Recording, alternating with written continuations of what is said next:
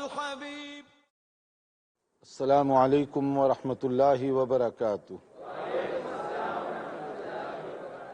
الحمد للہ رب العالمین وصلی اللہ وسلم علی نبینا محمد وعلی آلہ وصحبہ اجمعین ومن تبعہ بإحسان الی یوم الدین. اما بعد. حدیث کی مشہور کتاب بلوغ المرام، جس کا تفصیل کے ساتھ خلاصہ آپ کی خدمت میں پیش کیا جا رہا ہے، علامہ ابن حجر عسقلانی رحمۃ اللہ علیہ نے بڑی محنت اور جانفشانی کے ساتھ یہ کتاب مرتب کی ہے. ذخیرہ احادیث سے تلاش کر کر کے احکام اور مسائل کے متعلق احادیث کو ایک جگہ جوڑ دیا، اور ہم نے اس پروگرام کے ذریعے سے کوشش کی کہ دنیا بھر میں اپنے بھائیوں اور بہنوں کی خدمت میں قرآن و سنت کی ٹھوس اور صحیح معلومات پہنچا سکیں.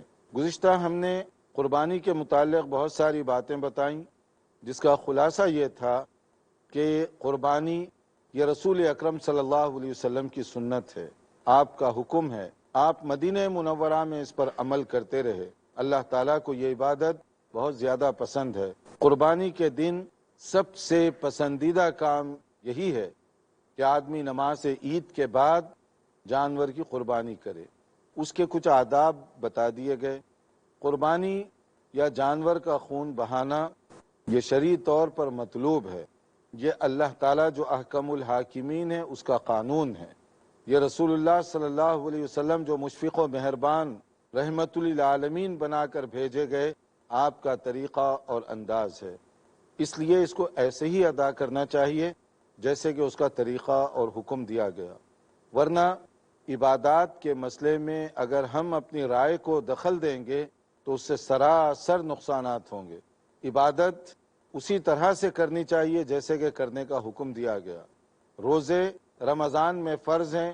رمضان کے روزے چاہے گرمی کے موسم میں آئیں یا سردی کے موسم میں رکھنے رمضان میں ہوں گے.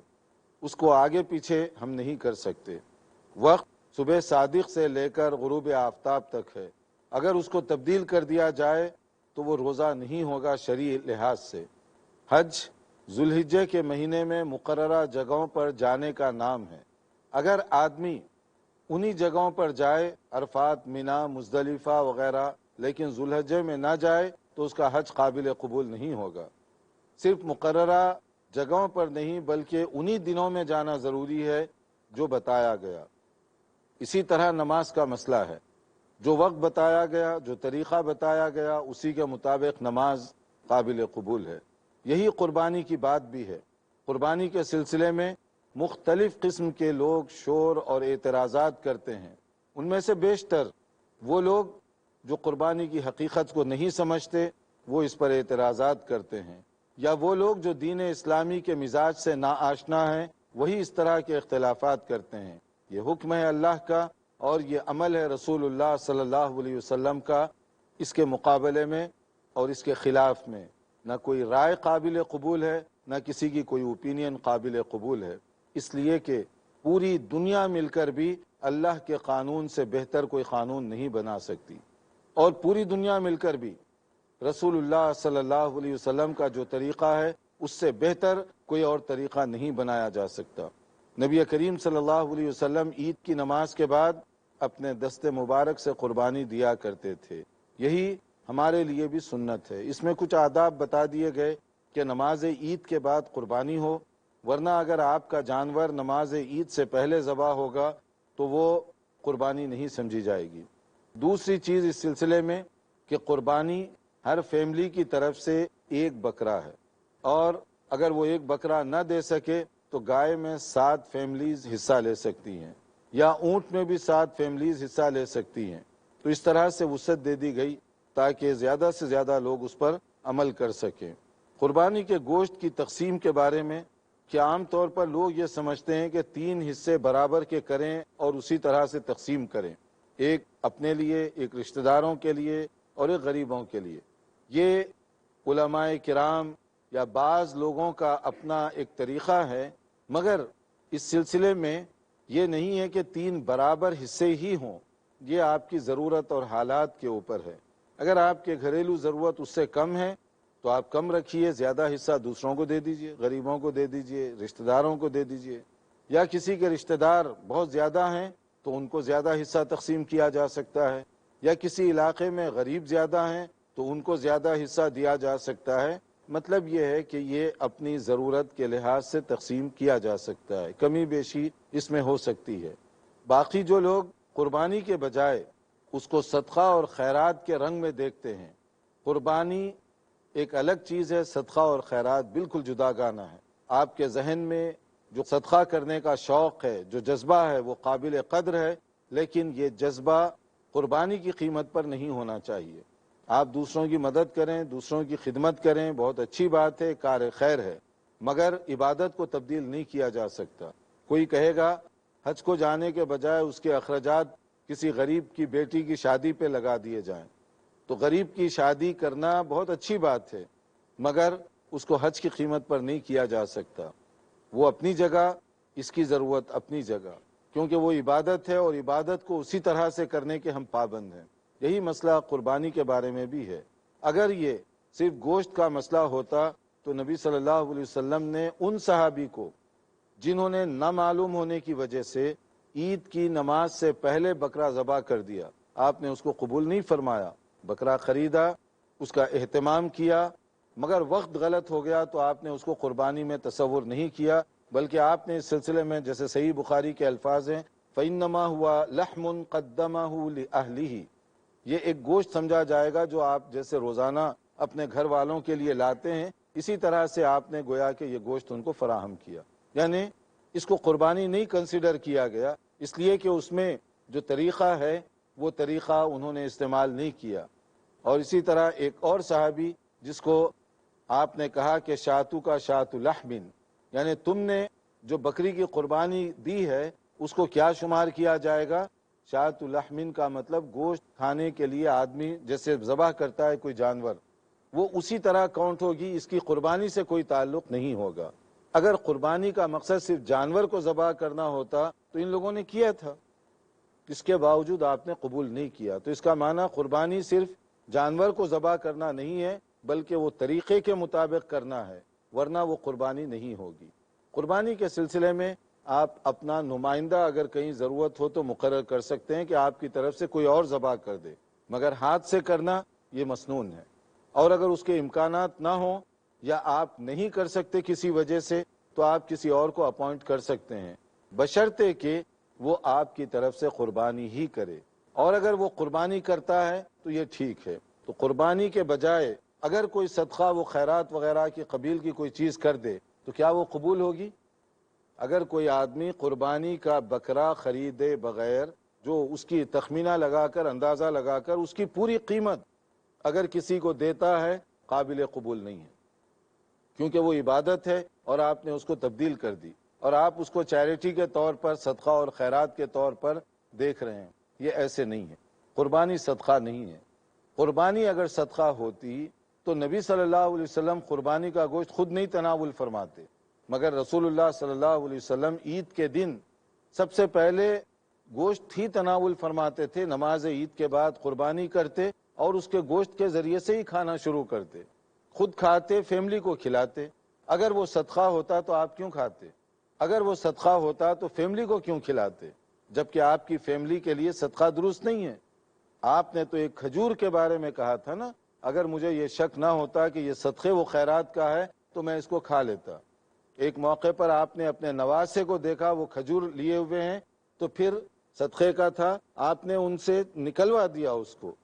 تو اس کا معنی یہ ہوا کہ قربانی اگر صدقہ ہوتی تو نبی صلی اللہ علیہ وسلم نہ کھاتے نہ کھلاتے فیملی کو، تو یہ صدقہ نہیں ہے۔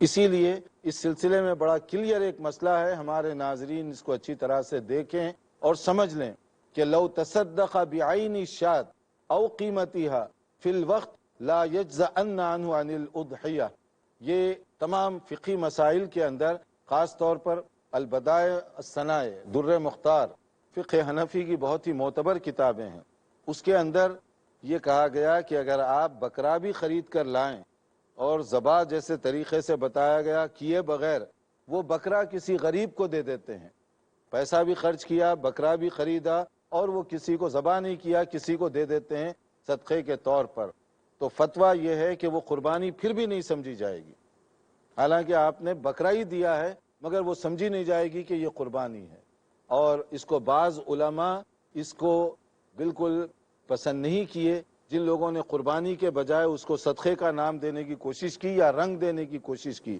بلکہ ایک بہت ہی مشہور عالم دین علامہ عثیمین رحمہ اللہ، انہوں نے اس سلسلے میں یہاں تک کہا یہ شعائر اللہ کو منہدم کرنے کے برابر ہے۔ اللہ تعالیٰ نے جو شعائر مقرر کیے ہیں، آپ اپنی طرف سے اس کو گویا ڈسٹرائے کرنے کی کوشش کر رہے ہیں، بہت بڑی بات۔ تو یہ سب فتاوے اور یہ سب باتیں کیا بتا رہی ہیں کہ اس کو ایسے ہی کرو جیسے کہ کرنے کا طریقہ بتایا گیا، ورنہ بہت سارے لوگ خاص طور پر یورپین ممالک میں یہ جیسے ایک غلط فہمی پیدا کر دی گئی کہ قربانی ایکول ٹو صدقہ ہے، اس لیے قربانی کرو یا کہیں چیک کاٹ کے بھیج دو۔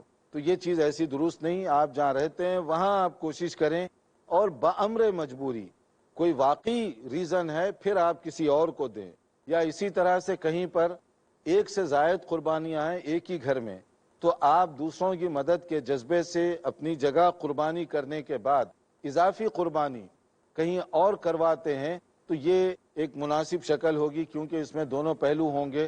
قربانی کا جو فائدہ ہے وہ مقامی طور پر بھی ہوگا، اور آپ جو چاہتے ہیں وہ بھی فائدہ ہوگا، مگر اس میں بھی شرط یہی ہے کہ وہ آپ کی طرف سے باقاعدہ طور پر قربانی کرے۔ اگر یہ کرنے والے معتبر معتمد علیہ ہیں تو ان کے ذریعے سے یہ کام کروایا جا سکتا ہے۔ دیکھتے رہیے پروگرام، ایک وقفے کے بعد انشاءاللہ حاضر ہوں گے۔ محمد سید الکونین والثقلین۔ قرآن مجید میں قربانی کے گوشت کے بارے میں اور قربانی کے بارے میں جو حکم دیا گیا، ہم اس سے پہلے بھی آپ کو بتا چکے ہیں وقفے سے پہلے، اور مزید قرآن کریم میں اس سلسلے میں جو باتیں بتائی گئیں، دیکھیے قربانی کے گوشت کے بارے میں ایک بات بتائی گئی، فَكُلُوا مِنْهَا وَأَطْعِمُوا الْبَائِسَ الْفَقِيرَ، کہ تم بھی کھاؤ، ضرورت مند اور محتاج کو بھی اس میں کھلاؤ۔ اسی طرح سے القانیہ والمعتر، جو ضرورت مند ہے، جو محتاج ہے، جو جاننے والے ہیں، ان کو بھی آپ کھلائیں، تو دونوں اس کے فائدے ہیں۔ قربانی اس کا ایک حصہ آپ اپنے گھر والوں کو کھلائیے، دوست احباب رشتہ داروں کو دیجئے، اور جو غریب اور مساکین ہیں ان کو دیجئے، لیکن اس میں اور شروع اور آخر میں جو ایک اہم پیغام ہے وہ سب کے سامنے ہونا چاہیے، لن ینال اللہ لحومها ولا دماؤها ولکن ینالہ التقوی منکم، اللہ تعالیٰ کو تمہارا جانور، اس کا گوشت، اس کا خون یہ نہیں، بلکہ مطلوب تمہارا تقوی ہے، اور اسی کے مطابق تمہیں ثواب دیا جائے گا۔ اس لیے قربانی کو دکھاوے کا ذریعہ بنانا، شوونگ آف کرنا، اور اس کو لے کر جانور کو جو ہے ڈھنڈورا پیٹتے رہنا، بلکہ بعض اخبارات میں تو عجیب عجیب خبریں اس سلسلے میں دی جاتی ہیں، تو یہ سب چیزیں جو ہیں قربانی کی روح کو نہ سمجھنے کی وجہ سے ہوتی ہیں۔ قربانی کی روح کو سمجھیں تو اس کا بہتر استعمال ہو سکتا ہے۔ اسی طرح جن ممالک اور جن علاقوں میں لوگ قربانی دیتے ہیں، یہ چونکہ عبادت ہے، عبادت کو نہایت مہذب طریقے سے کرنا چاہیے، تاکہ اپنوں کو یا اوروں کو شکوہ شکایت کا موقع نہ ملے۔ اگر آپ قربانی کریں، راستے میں ساری چیزیں ویسے ہی ڈال دیں جس کی وجہ سے آنے جانے اور گزرنے والوں کو تکلیف پہنچے، تو آپ ایک اچھا کام کر رہے ہیں لیکن برا امپریشن دے رہے ہیں آپ، تو یہ چیز درست نہیں ہے۔ بلکہ ایک نیکی کے بارے میں دین اسلام میں جو تعلیم دی گئی، حدیث میں جو کہا گیا، اماطۃ الاذی عن الطریق صدقہ، راستے سے تکلیف دینے والی چیز کو دور کرنا بھی نیکی ہے، یہ بھی صدقہ ہے۔ جائے کہ آپ خود لا کر وہ گندگی وہاں پر پھینک دیں، اور 2-3 دن کے بعد وہاں سب رہنے والوں کو تکلیف محسوس ہو، اور اس کی وجہ سے چلنا پھرنا دوبھر ہو جائے ان کا، تو اس طرح سے آپ قربانی کا جو تصور ہے لوگوں کے ذہن میں بڑا برا پیش کر رہے ہیں۔ اسی طرح بعض لوگ جانور کو ذبح کرنے کے سلسلے میں بھی وہ احتیاط نہیں کرتے جو کہ مطلوب ہے۔ اگر آپ کو نہیں آتا ذبح کرنا، نہ کریں، کسی اور سے کروا لیں تاکہ وہ جانور کو تکلیف نہ ہو۔ اسی طرح سے یہ مذاق، دل لگی یا اس طرح کی چیز نہیں، یہ عبادت ہے، اور عبادت کا طریقہ جیسے اس سے پہلے بھی بتایا گیا کہ آپ دعا باقاعدہ طور پر کریں، اور آپ کے ذہن و دماغ میں یہ تصور ہو کہ میں کیا کر رہا ہوں۔ آپ بچوں کو بھی بتائیں کہ ہم کیوں یہ قربانی دیتے ہیں، قربانی کے پیچھے اصل میں کنسپٹ کیا ہے، ورنہ گوشت تو آپ آسانی سے جا کر دکان سے خرید کر روزانہ کی طرح عید کے دن بھی لے سکتے ہیں، مگر اس میں جو تصور پایا جاتا ہے وہ فکر کو بیدار کرنا یہ بہت زیادہ ضروری ہے۔ یہ ہیں قربانی کے بارے میں چند موٹی موٹی باتیں۔ اس کو سامنے رکھتے ہوئے اگر آپ کے پاس کوئی سوال ہے تو پہلے کر لیں تاکہ ہم دوسرا چیپٹر شروع کر سکیں۔ السلام علیکم شیخ.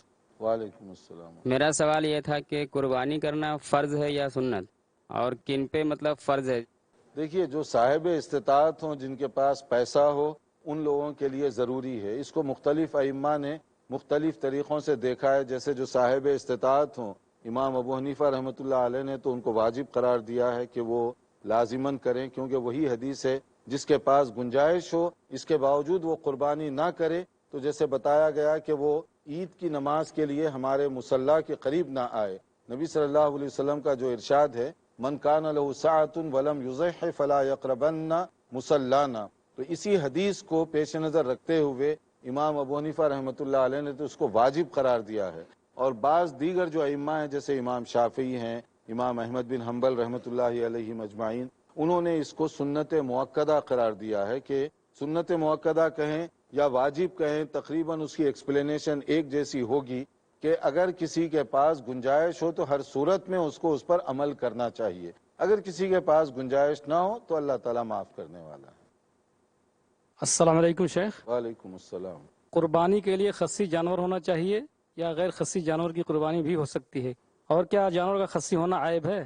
جانور کا خصی ہونا عیب نہیں ہے، بلکہ وہ کھانے پینے کے لحاظ سے وہ ایک اچھی چیز سمجھی جاتی ہے. عام طور پر اس طرح کا جانور زیادہ صحت مند، تنومند ہوتا ہے، ہیلتھی، تو اس لحاظ سے تو یہ مناسب ہے اور اس کی قربانی کی جا سکتی ہے اور اس کو عیب میں نہیں شمار کیا جائے گا. عموماً جو لوگ بھی بکرے وغیرہ پالتے ہیں اور ان کا مقصد ذبح کرنا ہوتا ہے یا گوشت سیل کرنا ہوتا ہے، تو اس طرح کا گوشت تو بہت زیادہ مہنگے داموں بھی فروخت ہوتا ہے.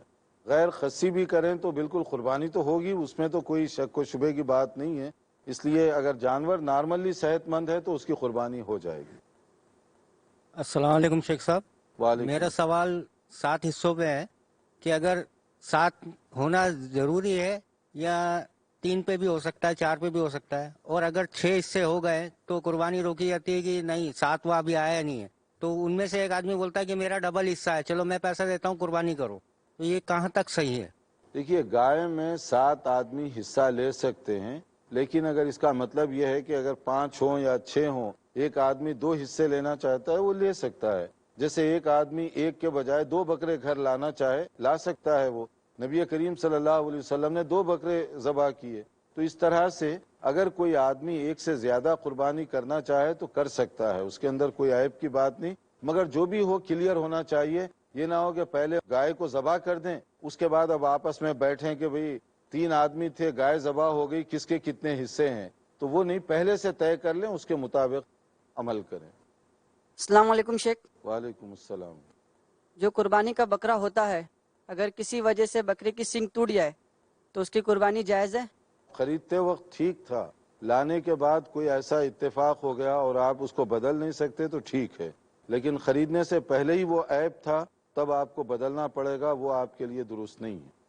السلام علیکم. وعلیکم السلام. شیخ میرا سوال یہ ہے کہ اگر 2 جانور لے لیے ساتھ میں اور اس پر بیک وقت میں ایک ہی نیت کیے کہ جیسے عقیقے کی بھی نیت کیے، تو وہ ہو سکتا ہے کہ قربانی کے وقت، یا پھر عقیقہ پہلا ضروری ہے پھر قربانی اس پہ جائز ہے؟ دیکھیے، اگر 2 الگ الگ جانور ہیں تو اس کا صحیح طریقہ ہے کہ ایک قربانی کی نیت سے ذبح کریں اور ایک عقیقے کے لیے. اگر عقیقے کا ٹائم اور اس کی صحیح ترتیب ہے تو اس کی نیت سے کریں، مگر ایک ہی جانور میں دونوں نیتیں کرنا یہ درست نہیں ہے. دونوں کے لیے الگ الگ جانور ہوں گے اور دونوں کو الگ الگ ذبح کیا جائے گا. اور کسی کا اگر عقیقہ نہیں ہوا ہے تو اس کی قربانی ہو سکتی ہے کیا؟ ہاں، اگر تو عقیقہ نہیں ہوا تو عقیقے کے مسائل میں ہم بتائیں گے کہ وہ بعد میں بھی چاہے تو کر سکتا ہے، اور وہ قربانی کرنا چاہے تو قربانی ایک الگ عبادت ہے، اس لیے عقیقہ نہ ہونے کی وجہ سے اس میں کوئی رکاوٹ نہیں ہوگی، وہ دے سکتا ہے قربانی. السلام علیکم. وعلیکم السلام. شیخ صاحب، حج میں دیکھا گیا حاجی جو ہیں بینک میں جاتے ہیں قربانی کے لیے، اور وہ بینک کا ملازم ایک وقت بتاتا ہے کہ 8 بجے آپ اپنا احرام کھولیں، لیکن وہاں پر شک و شبہات ہوتے ہیں آیا وہ 8 بجے ہوا یا نہیں ہوا، حاجی احرام کھولیں یا نہ کھولیں، اس کے بارے میں آپ بتائیں. آپ دیکھیے، حاجی جو عام طور پر قربانی کے لیے یا ہدی کے لیے وہاں بینکنگ سسٹم جو ہے اس سے وہ ٹوکن لے لیتے ہیں اپنا پیسہ دے کر، گویا آپ کی قربانی بک ہو گئی، اور وہ کہتا ہے کہ میں اتنے بجے قربانی کروا دوں گا آپ کی. اب آپ احرام کا لباس اس سے پہلے کھولیں یا بعد میں کھولیں، یہ اکثر حاجی اس پہ بحث کرتے ہیں. حالانکہ جب آپ نے بک کروا دیا تو وہ ذمہ داری اس کی ہو گئی. اب آپ چاہیں کبھی بھی احرام کھول دیں، کیونکہ حج کے موقع پر کوئی کاؤنٹر یا کوئی جو اس میں بیٹھے ہوئے کام کرنے والے ہیں، کوئی یہ گارنٹی نہیں دے سکتا کہ آپ کی 8 بجے ہوگی یا 9 بجے ہوگی. وہ ایک اندازہ ہوتا ہے. آپ کی طرح کے 3 ملین آدمیوں کی قربانی ان کو کرنی ہے، اور وہ بھی ایک سرٹن ٹائم میں کرنی ہے. تو کتنا بھی ایڈوانس سسٹم ہو، اس کے لیے کتنی دیر لگے گی وہ ہم جانتے نہیں ہیں. ہو سکتا ہے آپ کو اس نے کہا 8 بجے، دوسرا جائے گا اس کو بھی 8 بجے کہے گا، چوتھے کو بھی 8 بجے کہے گا، اور آپ کی باری ہو سکتا آتے آتے رات کے 10 بج جائیں. یہ کہا نہیں جا سکتا، لیکن قربانی ہوگی آپ کی، کیونکہ آپ نے بک کروا دیا ہے. تو جتنے نمبر وہ سیل ہوں گے اتنے جانور تو وہ لوگ کاٹتے ہیں، یہ کنفرم چیز ہے. پھر آپ کے جانور کا گوشت پراپر طریقے سے پیک کر کے غریب اور ضرورت مند ملکوں کو بھیجا بھی جاتا ہے. اس میں شریعت کا مسئلہ یہ ہے کہ 10ویں تاریخ کو 4 بنیادی کام حاجی کو کرنے پڑتے ہیں. ایک تو آپ آتے ہی ایک جمرہ کو جو ہے نا وہ کنکری ماریں گے، پھر اس کے بعد قربانی، پھر اپنے بال نکالیں گے اور کعبۃ اللہ کا طواف کریں گے، جس کو طواف افاضہ یا طواف زیارت بھی کہتے ہیں. یہ 4 کام 10ویں تاریخ کے ہیں. مگر اس میں نبی صلی اللہ علیہ وسلم نے یہ گنجائش رکھی ہے کہ تقدیم و تاخیر ہو جائے، ترتیب آرڈر، تو وہ ضروری نہیں ہے، وہ کر سکتے ہیں آپ. کچھ صحابی نے کہا کہ میں نے کنکریاں پہلے مار دی ہیں اور یہ کام بعد میں کیا. آپ نے کہا افعل ولا حرج، کیا مطلب؟ کریں، نو پرابلم. پھر ایک نے کہا کہ میں نے جو ہے پہلے طواف کیا بعد میں یہ کام کیا. آپ نے کہا افعل ولا حرج، کہ یہ کرو، کوئی حرج کی بات نہیں ہے. تو اس کا معنی یہ ہوا سیریل آرڈر سے کرنا صرف مسنون ہے. کوشش کریں کہ اگر ہو سکے تو بہتر ہے، لیکن اگر آرڈر آگے پیچھے ہو گیا تو کوئی حرج کی بات نہیں ہے. اس لیے اگر آپ کی قربانی بک ہو گئی تو آپ کو انتظار ہی نہیں کرنا چاہیے. دوسرے جو اور کام ہیں، کعبۃ اللہ کا طواف وغیرہ، وہ کام آپ کر لیں، ٹائم ویسٹ نہ کریں. بعض لوگ اس میں غیر ضروری طور پر الجھن کا شکار ہوتے ہیں اور وہاں بڑے ایک دن پورا ویسٹ کر دیتے ہیں کہ پتہ نہیں قربانی ہوئی یا نہیں ہوئی. تو شریعت میں جب گنجائش ہے تو ہم کیوں نہیں اس سے فائدہ اٹھائیں. ہمارے اور بھی سوالات ہیں، لیکن چونکہ ہمارا ٹائم یہاں پر ختم ہو رہا ہے تو ہم اپنے پروگرام کو یہیں روکتے ہیں. انتظار کیجئے ہمارے اگلے پروگرام کا. والسلام علیکم